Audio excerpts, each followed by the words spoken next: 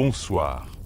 Imaginez-vous plonger dans les mystères d'une civilisation oubliée qui a inventé des villes plus avancées que celles de l'Europe médiévale, des milliers d'années avant notre ère. Dans cette nuit paisible où le bruit s'efface des recoins et où les esprits commencent à chercher quelque chose de chaleureux pour les accompagner avant le sommeil, nous vous invitons à un voyage différent, un périple à travers le temps vers une civilisation silencieuse, mystérieuse et stupéfiante, celle de la vallée de l'Indus. Avant de commencer, prenez un moment pour appuyer sur le bouton « J'aime » et vous abonner. Seulement si vous appréciez vraiment ce que je propose. Rien ne me rend plus heureux que de savoir que ce contenu vous accompagne doucement avant le sommeil. Partagez-moi dans les commentaires d'où vous suivez la chaîne et quelle heure il est chez vous. C'est toujours passionnant de voir qui nous rejoint depuis tous les coins du monde. Et maintenant, éteignons les lumières et ouvrons les portes de l'histoire. Au cœur du sous-continent indien, près du grand fleuve Indus, est apparue une civilisation étrange et impressionnante, marquée par un développement exceptionnel à une époque très précoce de l'histoire. Il s'agit de la civilisation de la vallée de l'Indus, qui a prospéré il y a plus de 5000 ans, environ 3300 à 1300 avant Jésus-Christ, avec un apogée entre 2600 et 1900 avant Jésus-Christ, construisant de grandes villes avant de disparaître soudainement sans raison claire. Cette civilisation continue de déconcerter les scientifiques et laisse derrière elle des questions profondes et énigmatiques auxquelles personne n'a encore répondu. Mais à quoi ressemblait leur ville et quel est le secret de leur conception étonnante? C'est ce que nous allons découvrir ensemble dans la partie suivante. Il y a environ 4500 ans, des villes stupéfiantes existaient dans la région de la vallée de l'Indus, les plus importantes étant Mohenjo-Daro et Harappa, découvertes dans les années 1920 par des archéologues comme Sir John Marshall. Ces deux villes n'étaient pas de simples agglomérations résidentielles ordinaires, mais de véritables modèles d'une civilisation qui surpassait de nombreuses autres cultures antiques en termes d'organisation et de développement urbain. Lorsque les scientifiques ont découvert ces villes pour la première fois, ils ont été stupéfaits par ce qu'ils ont vu. Des rues droites, des maisons ordonnées et construites avec précision à partir de briques cuites au four. Ces briques cuites signifient que les habitants de cette civilisation avaient découvert des méthodes de construction avancées utilisant une chaleur élevée, rendant les briques solides et durables, capables de résister aux conditions climatiques et aux variations météorologiques pendant de très longues périodes, une technique qui a permis à ces structures de survivre jusqu'à nos jours malgré les inondations récurrentes du fleuve. Mais ce qui était encore plus étonnant dans ces villes, c'était le système d'assainissement qu'ils avaient inventé. Oui, il y a des milliers d'années, ces deux villes possédaient un réseau d'égouts bien supérieur à ceux existants en Europe au Moyen Âge, où les déchets étaient souvent jetés dans les rues, causant des épidémies. Les eaux usées étaient évacuées avec grand soin via des canaux souterrains, éloignés des maisons et des rues, préservant ainsi la propreté de l'environnement et la santé des habitants, un exploit qui témoigne d'une compréhension précoce de l'hygiène publique. Les maisons de Mohenjo-Daro et Harappa étaient construites autour de cours intérieures, offrant de l'intimité aux familles qui y vivaient. Ces habitations étaient équipées de salles de bain privées, ce qui n'était pas courant dans la plupart des civilisations du monde à cette époque. En fait, certaines maisons contenaient ce qui ressemblait à des toilettes directement reliées au système d'assainissement, un luxe rare même dans les empires plus tardifs comme celui des Romains. Les villes ne se limitaient pas aux bâtiments résidentiels. Elles incluaient également de vastes espaces publics, comme de grands marchés et des entrepôts où étaient stockés les grains et les récoltes. Ces greniers publics pouvaient contenir des réserves pour des milliers de personnes, indiquant une planification économique sophistiquée. Tout était organisé de manière à suggérer que cette civilisation disposait d'un système administratif très avancé. Il est clair qu'ils savaient parfaitement gérer une vie intégrée au sein d'une société nombreuse. La chose intrigante, pour laquelle les scientifiques cherchent encore une explication, est l'absence totale de palais ou de grands temples, contrairement à ceux de l'Égypte ancienne, comme les pyramides, ou des civilisations mésopotamiennes, comme les ziggourats. Cette absence étrange a soulevé de nombreuses questions sur le mode de gouvernance de cette civilisation. Y avait-il un gouvernement central fort qui gérait tout, ou les gens vivaient-ils une existence plus égalitaire et participative, sans besoin d'un dirigeant puissant ni de bâtiments imposants symbolisant le pouvoir. Des théories suggèrent une société plus décentralisée, peut-être gérée par des conseils communautaires. Ces villes ont été construites avec une précision étonnante et une organisation idéale, au point que quiconque les visite aujourd'hui peine à croire qu'elles ont été édifiées il y a des milliers d'années. Ceux qui les ont bâties ne visaient pas seulement la survie, mais voulaient aussi envoyer un message au futur. Les humains sont capables d'accomplissements grandioses même au début de l'histoire. La question principale qui nous vient à l'esprit en contemplant ces villes antiques: quel est le secret qui a permis aux habitants de la vallée de l'Indus de réussir une telle organisation urbaine précoce, et quelle est la raison derrière la conception rigoureuse de ces villes? C'est ce que nous essaierons de comprendre dans la partie suivante, qui nous en apprendra plus sur la vie quotidienne des gens dans cette civilisation mystérieuse. Lorsque nous remontons des milliers d'années dans le passé lointain, précisément à l'époque de la civilisation de la vallée de l'Indus, nous découvrons que les personnes qui vivaient dans ces villes antiques menaient une existence prospère et sereine. Le secret de cette vie confortable et de leur succès résidait dans l'agriculture, le commerce et l'industrie. Grâce à leur intelligence et à leur connaissance, ils ont su bâtir une société solide et stable. Les habitants de cette civilisation vivaient principalement de l'agriculture. De vastes champs s'étendaient autour de leur ville, où ils cultivaient des céréales comme le blé et l'orge, en plus d'autres plantes telles que le coton, les légumes et divers fruits. Le coton, en particulier, était d'une importance cruciale, car il l'utilisait pour fabriquer des vêtements. Certains historiens estiment que la civilisation de la vallée de l'Indus fut l'une des premières à cultiver le coton et à l'exploiter à grande échelle. Des preuves archéologiques montrent des tissus thym datant de cette période. Pour réussir en agriculture, ils ont construit un système d'irrigation précis et efficace qui leur permettait d'acheminer l'eau du fleuve Indus vers les champs éloignés. Grâce à ces techniques ingénieuses, l'agriculture est devenue facile et hautement productive, rendant les céréales et les récoltes abondantes. Cela a procuré aux gens un sentiment de sécurité alimentaire et a contribué à la stabilité de leur ville pendant de longs siècles. Des canaux et barrages sophistiqués ont même été identifiés lors des fouilles. Mais la vie des gens ne se limitait pas à l'agriculture. Le commerce a également fleuri de manière évidente.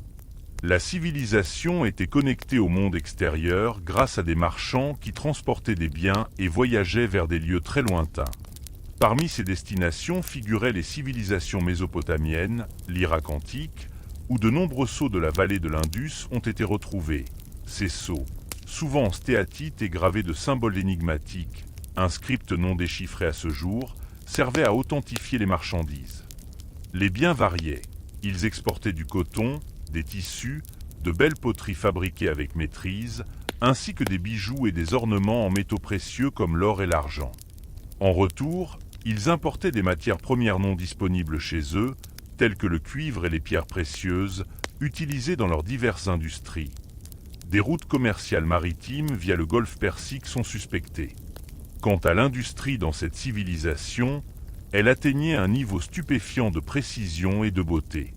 Les artisans de la vallée de l'Indus excellaient dans la fabrication de poteries et de verreries ornées de formes géométriques et de dessins délicats, reflétant leur goût raffiné pour l'art.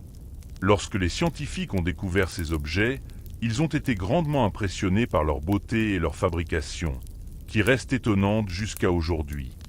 Certaines pièces montrent des techniques de polissage avancées.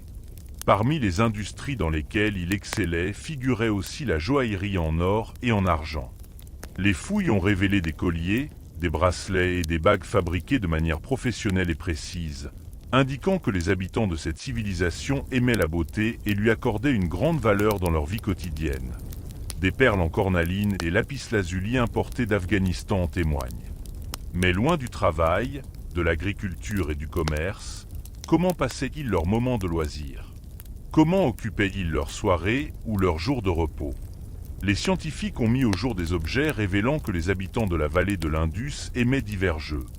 Des pièces ressemblant aux jeux d'échecs et aux jeux de dés ont été trouvées, suggérant qu'ils passaient leur temps en divertissement et défis intellectuels.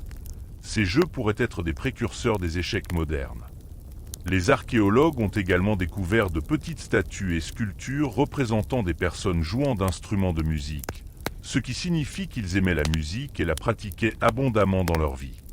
De plus, ils organisaient divers festivals et célébrations, probablement liés aux saisons agricoles ou à leurs fêtes spécifiques.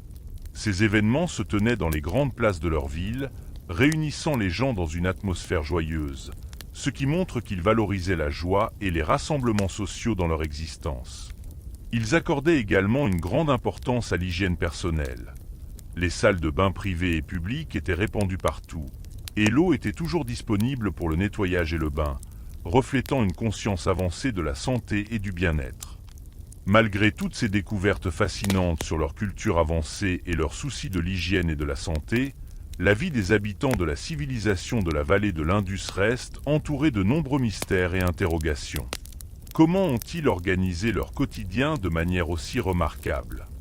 Comment ont-ils réussi à trouver un équilibre parfait entre le travail, les loisirs, l'agriculture, l'industrie et le commerce? Ces questions, nous tenterons d'y répondre en explorant la plus grande énigme qu'ils nous ont laissée, leur langue mystérieuse, dont les codes n'ont toujours pas été déchiffrés à ce jour. C'est ce que nous découvrirons dans la partie suivante.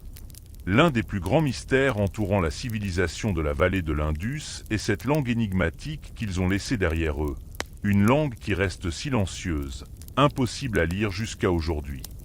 Des milliers de petits sceaux en pierre ou en terre cuite, découverts principalement à Mohenjo-Daro et Harappa, portent des inscriptions étranges et des symboles complexes. Malgré des décennies de recherche, aucun scientifique n'a réussi à déchiffrer ces signes énigmatiques. Ces sceaux, souvent fabriqués en stéatite, une pierre tendre ou en argile cuite, étaient ornés de motifs curieux. Des symboles qui ressemblent à des lettres ou à des pictogrammes, accompagnés parfois de représentations d'animaux comme des éléphants, des rhinocéros, ou même des créatures mythiques jamais vues auparavant, peut-être inspirées de leur imagination ou de récits légendaires. La grande question qui intrigue les chercheurs est la suivante. Ces symboles représentent-ils une écriture alphabétique, comme les langues que nous connaissons, ou s'agit-il simplement de signes avec des significations variées, comme ceux observés dans d'autres civilisations anciennes, comme les hiéroglyphes égyptiens ou les sceaux sumériens? Malgré les efforts considérables des linguistes et archéologues, le mystère persiste autour de cette écriture. Certains chercheurs pensent que cette langue était utilisée dans le commerce, car les sceaux servaient souvent à authentifier des marchandises ou à sceller des transactions commerciales, un peu comme des étiquettes ou des signatures modernes.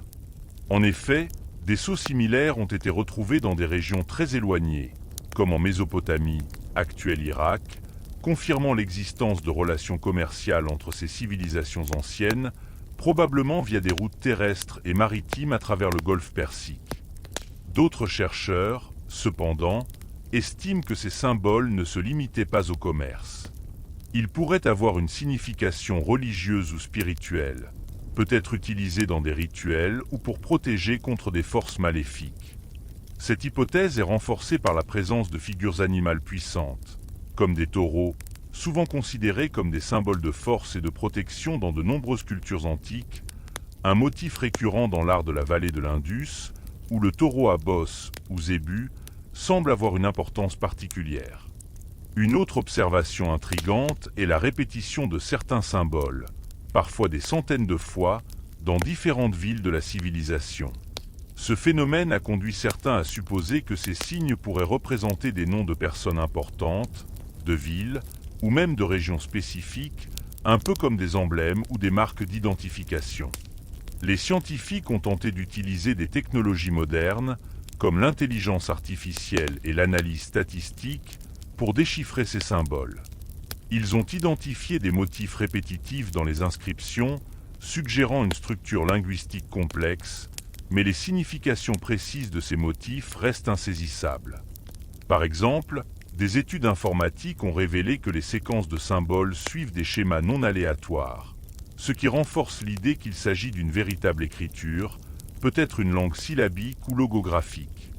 Pourtant, sans une « pierre de Rosette », un texte bilingue permettant une comparaison, le déchiffrement reste hors de portée.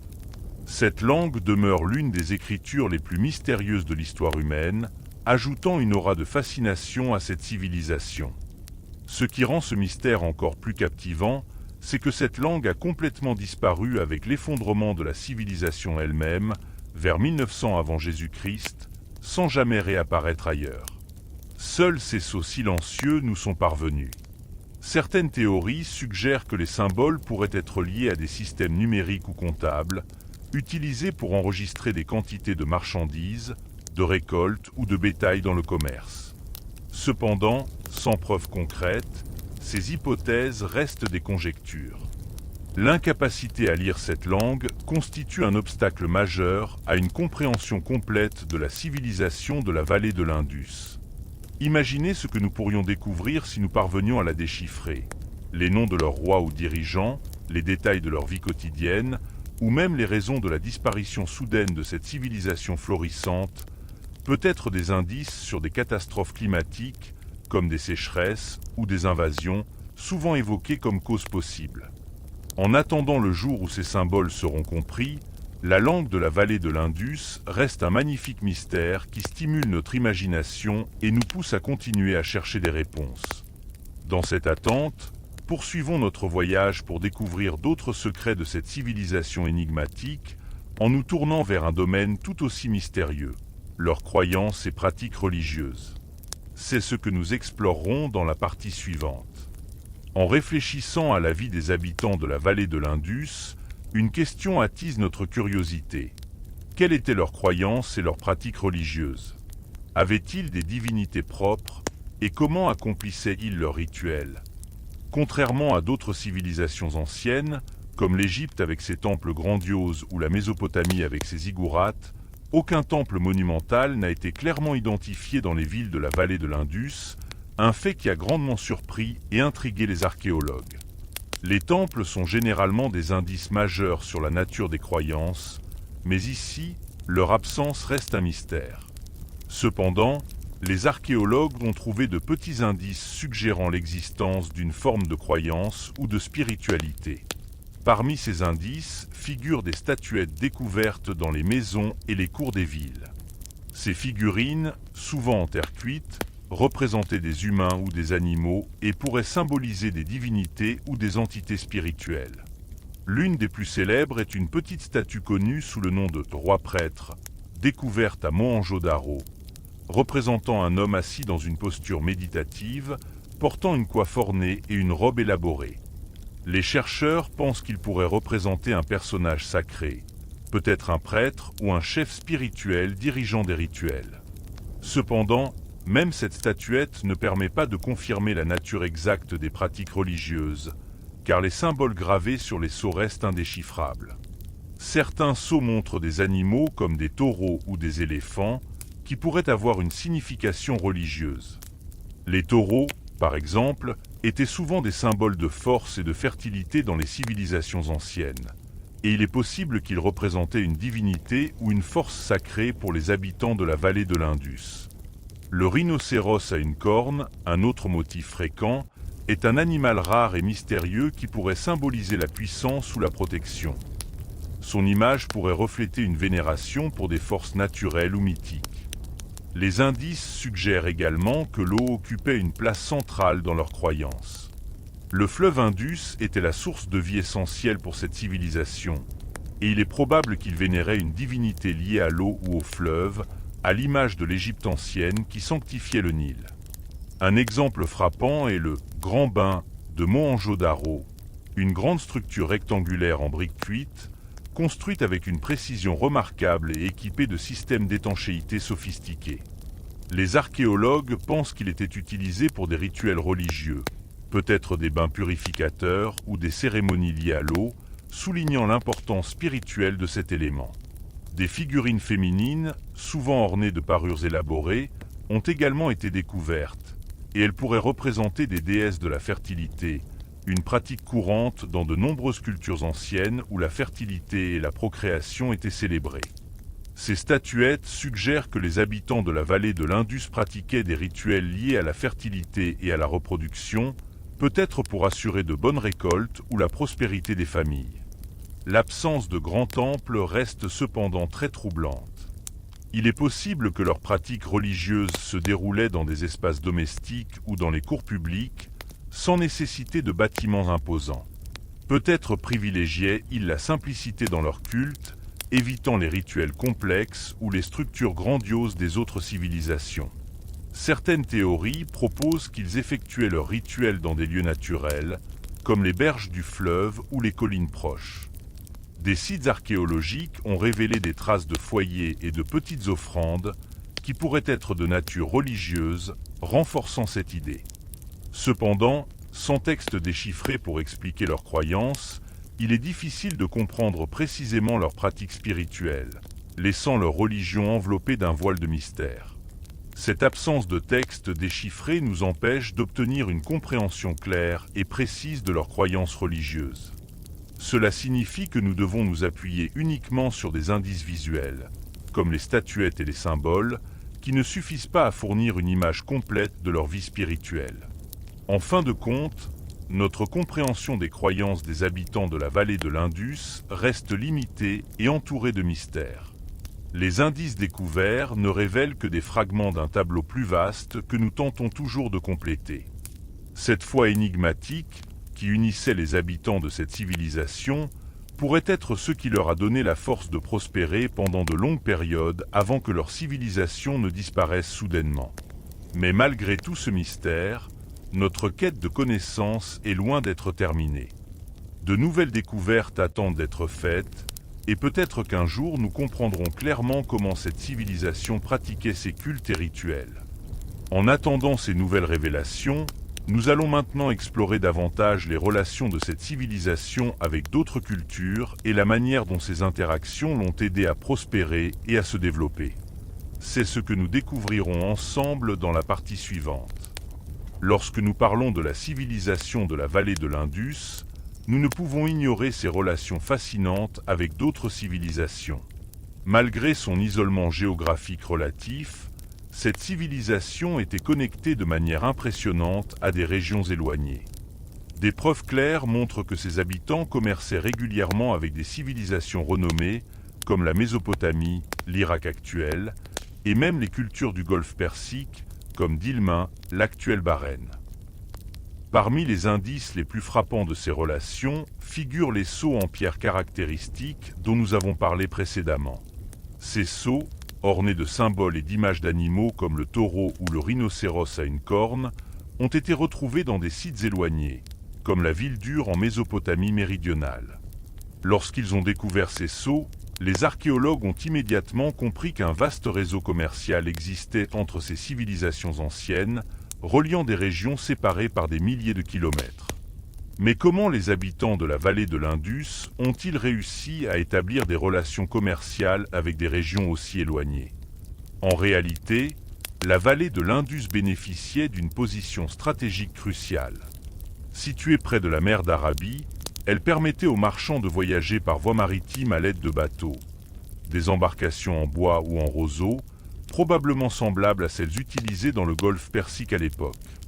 De plus, des routes terrestres reliaient leur ville aux régions intérieures, notamment à travers les cols montagneux du nord-ouest, actuel Pakistan et Afghanistan. Au cours de ces longues expéditions commerciales, les marchands transportaient des biens précieux et variés. Parmi les marchandises les plus importantes figurait le coton, pour lequel la civilisation de la vallée de l'Indus était renommée. Leur tissu de coton, d'une qualité exceptionnelle, était très prisé dans d'autres civilisations. Ils exportaient également des poteries et des verreries ornées de motifs complexes, ainsi que des bijoux en métaux précieux comme l'or, l'argent et des pierres semi-précieuses comme l'agate et la cornaline, souvent importées d'Afghanistan ou d'Iran. En retour, les autres civilisations envoyaient à la vallée de l'Indus des matériaux rares dans leur région. Parmi ceux-ci, le cuivre, essentiel pour fabriquer des outils et des armes, était importé de régions comme Oman ou l'Iran. Ils importaient également des pierres précieuses et d'autres métaux, comme l'étain, utilisé pour produire du bronze, un alliage crucial à l'âge du bronze. Ce commerce étendu entre la vallée de l'Indus et la Mésopotamie n'était pas seulement un échange de biens, mais aussi un échange culturel et intellectuel. Les idées, les techniques et les pratiques circulaient grâce aux marchands, contribuant à l'enrichissement et au développement de ces sociétés. Par exemple, il est probable que la civilisation de la vallée de l'Indus ait influencé d'autres cultures par ses connaissances avancées en agriculture, en système d'assainissement et en techniques de construction urbaine, qui impressionnaient les visiteurs de leur ville. Des récits mésopotamiens mentionnent des marchandises venant de Melua, un nom que les chercheurs associent à la vallée de l'Indus. Ce qui a particulièrement attiré l'attention des chercheurs, c'est la manière dont ils géraient leur commerce. Les preuves suggèrent un système extrêmement organisé, probablement basé sur un enregistrement précis des marchandises et des transactions. Bien que nous ne puissions pas encore lire les symboles de leur écriture, il est largement admis que de nombreux sceaux en pierre servaient à authentifier ces transactions, fonctionnant comme des sceaux de garantie ou des signatures. En outre, certaines théories suggèrent l'existence de relations diplomatiques ou politiques entre la vallée de l'Indus et d'autres civilisations. Quelques chercheurs pensent que les dirigeants de ces cultures échangeaient peut-être des messages ou des émissaires. Bien que les preuves soient très limitées et fassent encore débat parmi les historiens, aucun texte administratif ou diplomatique n'a été déchiffré pour confirmer cela. Ce qui rend ces relations encore plus fascinantes, c'est qu'elles ont perduré pendant des siècles, témoignant de liens solides et durables, bien au-delà de simples échanges ponctuels. Les habitants de la vallée de l'Indus ont bâti une solide réputation dans le commerce, rendant leurs produits connus et recherchés dans les marchés lointains. Il est également remarquable de penser à la manière dont ces commerces ANTS parcouraient de longues distances sans carte précise ni moyen de transport moderne. Ils utilisaient les étoiles, les routes terrestres et les voies maritimes avec une habileté exceptionnelle, démontrant une expertise impressionnante en navigation et en commerce. Cependant, de nombreuses questions subsistent. Comment organisaient-ils les détails de ce commerce? Comment planifiaient-ils leurs longues expéditions? Comment surmontaient-ils les dangers rencontrés sur ces routes ardues, comme les tempêtes en mer ou les attaques de brigands? Ces interrogations font partie du grand mystère entourant la civilisation de la vallée de l'Indus, un mystère qui attend encore de nouvelles découvertes pour être mieux compris. Malgré cet intense échange commercial et culturel, la question la plus énigmatique demeure. Pourquoi et comment cette civilisation a-t-elle disparu si soudainement? C'est la grande interrogation que nous explorerons en détail dans la partie suivante, en tentant de mieux comprendre les raisons de l'effondrement de cette civilisation remarquable. Malgré des siècles de prospérité et de développement, un événement étrange et déroutant s'est produit. Sans raison apparente, la civilisation de la vallée de l'Indus a commencé à décliner progressivement pour finalement disparaître complètement il y a environ 3600 ans, vers 1900 à 1700 avant Jésus-Christ. Cette disparition soudaine reste l'un des plus grands mystères que les scientifiques tentent de résoudre à ce jour. Au fil des décennies, les chercheurs ont proposé plusieurs théories pour expliquer cet effondrement énigmatique. L'une des hypothèses les plus répandues concerne des changements climatiques drastiques survenus à cette époque.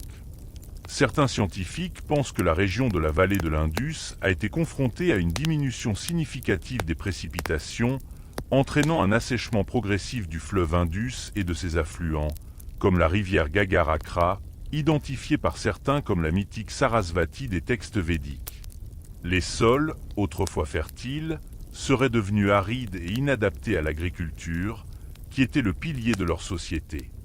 Avec la disparition de cette source d'eau essentielle, maintenir l'agriculture est devenu extrêmement difficile, poussant probablement les habitants à abandonner leur ville pour migrer vers des régions plus hospitalières, peut-être vers l'est ou le sud du sous-continent indien.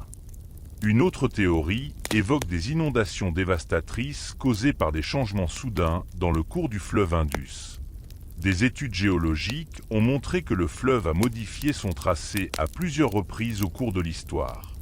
Si un de ces changements a été brusque et puissant, il aurait pu provoquer des inondations catastrophiques, détruisant les villes et forçant les habitants à fuir vers des zones plus sûres.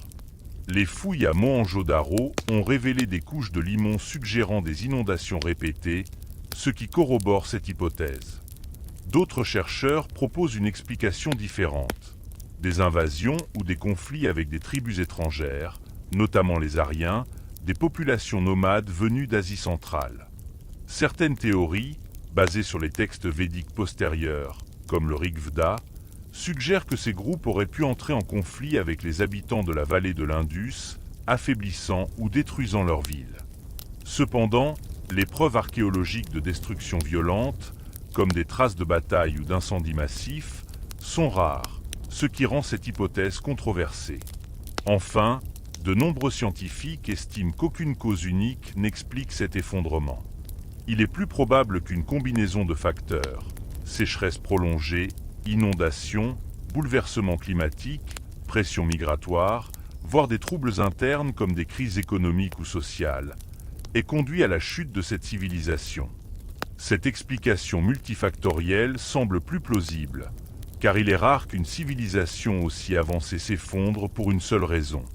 Les fouilles récentes, notamment à des sites comme Dholavira ou Rakhigarhi, continuent de fournir des indices, mais le mystère reste entier, attendant de nouvelles découvertes pour éclairer les causes de cette disparition. Les civilisations sont généralement résilientes et capables de s'adapter aux défis, mais lorsque plusieurs facteurs se conjuguent en même temps, il devient extrêmement difficile pour une société de les surmonter. Ce qui rend ce mystère encore plus fascinant, c'est que la disparition de la civilisation de la vallée de l'Indus ne s'est pas produite simultanément dans toutes les régions. Elle s'est déroulée de manière graduelle. Certaines villes, comme Mohenjo-Daro, ont été abandonnées en premier, suivies par d'autres, comme Harappa ou Dholavira, après un certain temps. Cela suggère que les changements qui ont affecté cette civilisation étaient progressifs, plutôt qu'une catastrophe soudaine frappant toutes les régions en même temps. Des fouilles montrent un déclin lent, avec des signes d'occupation réduite dans certaines zones avant l'abandon total. Avec la disparition de cette civilisation, sa langue et ses symboles, toujours indéchiffrés à ce jour, se sont également évanouis, rendant encore plus ardu le décryptage des événements. Si nous avions pu traduire leur écriture, elle aurait peut-être révélé les raisons précises de cette disparition énigmatique, des textes administratifs, des récits de crise ou des indices sur des migrations. Ce qui intrigue particulièrement les chercheurs, c'est l'absence de traces de grandes batailles ou de destruction massive. Les archéologues n'ont trouvé aucune preuve claire de violence généralisée, comme des armes en grand nombre, des fortifications détruites ou des signes d'incendie à grande échelle. Cela soulève à nouveau la question, y a-t-il vraiment eu des invasions, comme celle supposée des Aryens, ou les habitants ont-ils abandonné leur ville pacifiquement, poussés par des conditions naturelles difficiles, comme des sécheresses prolongées ou des inondations répétées? Une question cruciale demeure. Où sont allés les habitants de cette civilisation après avoir déserté leur ville? Ont-ils fusionné avec d'autres cultures voisines, comme celle de l'Est du sous-continent indien, ou se sont-ils dispersés en petits groupes vivant dans des régions reculées? Ces interrogations restent sans réponse définitive. Par exemple, certains chercheurs suggèrent une migration vers les plaines du Gange, où des cultures ultérieures, comme celles de la période védique, ont émergé, mais aucune preuve génétique ou archéologique claire ne confirme une continuité directe. La civilisation de la vallée de l'Indus demeure un immense mystère, malgré toutes les tentatives de recherche et les découvertes récentes. Ce puzzle, légué par ses habitants, nous rappelle constamment que même les civilisations les plus puissantes et avancées peuvent être confrontées à des défis imprévus qui mènent à leur fin. Pourtant, malgré tout ce que nous avons appris, de nombreuses questions restent sans réponse. Ces interrogations continuent de pousser les scientifiques à explorer les sables de la vallée de l'Indus, dans l'espoir de trouver un indice décisif pour percer ce grand mystère.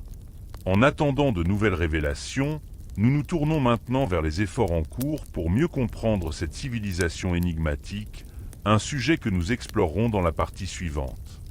Malgré les milliers d'années écoulées depuis la disparition de la civilisation de la vallée de l'Indus, la quête pour la comprendre n'a jamais cessé.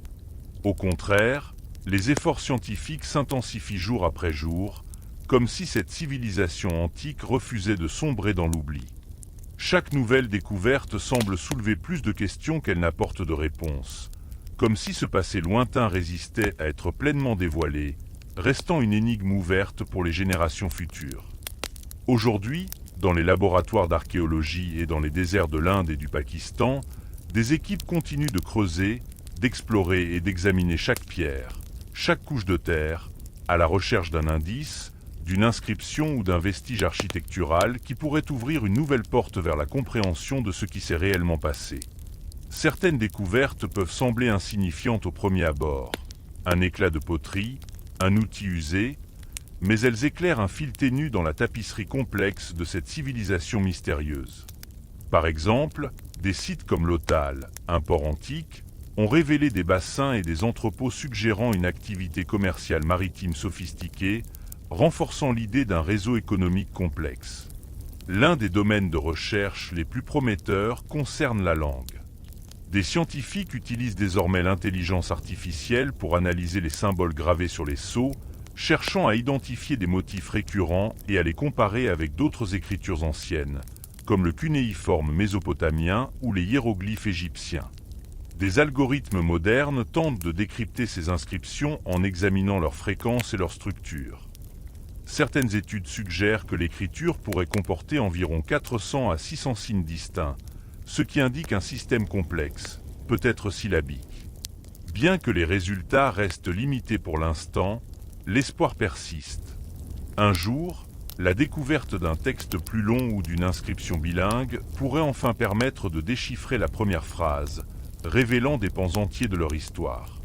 Par ailleurs, les technologies modernes, comme l'imagerie satellite et le balayage par géoradar, sont devenues des outils essentiels. De nombreuses villes antiques sont enfouies sous des couches de sédiments ou des villages modernes, invisibles à l'œil nu.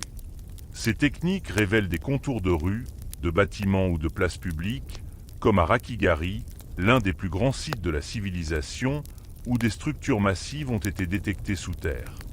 Chaque année, de nouveaux rapports font état de trouvailles modestes. Une statuette brisée, un puits ancien, une poterie ornée de motifs uniques. Ces détails, apparemment anodins, sont des pièces d'un immense puzzle. Les archéologues traitent chaque objet comme un trésor, car chaque fragment porte un message du passé, peut être une clé pour comprendre une partie manquante de l'histoire humaine. La recherche est rendue plus complexe par la localisation des sites archéologiques, souvent situés dans des zones habitées, des régions de conflit ou des endroits difficiles d'accès pour des raisons politiques ou naturelles. Par exemple, certains sites sont enfouis sous des villages modernes ou des terres agricoles, rendant les fouilles coûteuses et logistiquement ardues. Cela signifie que de vastes pans de cette civilisation restent probablement cachés, peut-être à jamais. Pourtant, les chercheurs ne baissent pas les bras. Chaque équipe archéologique travaille avec des cartes, des espoirs, des technologies avancées et des références tirées des récits des premiers explorateurs, comme ceux de Charles Masson au XIXe siècle, qui redécouvrit Harappa. Certains se concentrent sur les sites abandonnés, d'autres étudient les anciennes sources d'eau, comme les systèmes d'irrigation, tandis que d'autres retracent les routes commerciales qui traversaient montagnes et rivières. Ce qui est remarquable, c'est que l'intérêt mondial pour cette civilisation ne faiblit pas, bien au contraire. Des universités en Europe, des centres de recherche aux États-Unis et des instituts en Inde et au Pakistan consacrent des budgets et des projets entiers à l'étude de la vallée de l'Indus. Des étudiants choisissent cette civilisation comme sujet de thèse, passant des années à analyser ses moindres détails. Mais pourquoi cet acharnement ? Pourquoi ne pas laisser la civilisation de la vallée de l'Indus reposer dans son silence, comme tant d'autres ? Peut-être parce qu'elle est unique. Elle ne nous a pas laissé d'histoire écrite à lire, mais un silence profond qui attise la curiosité humaine. Ce silence nous pousse à vouloir comprendre qui étaient ces gens, comment ils vivaient et pourquoi ils ont disparu. Cette civilisation porte aussi une leçon universelle sur la fragilité du progrès. Comment une société capable de bâtir des villes sophistiquées, de maîtriser l'agriculture, le commerce et l'industrie peut-elle s'évanouir sans laisser d'explication claire ? Ce rappel que même les civilisations les plus avancées peuvent s'effondrer soudainement nous incite à chercher les détails, comme si nous espérions tirer une leçon pour éviter un destin similaire. À mesure que les recherches se poursuivent, la conviction grandit qu'une découverte majeure est à venir.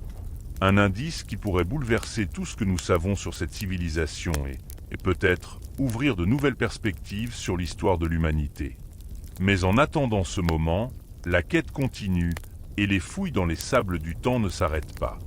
Alors que nous approchons de la fin de notre voyage, prenons un moment pour réfléchir à ce que nous pouvons apprendre d'une civilisation oubliée dont les traces restent si vivantes malgré son silence.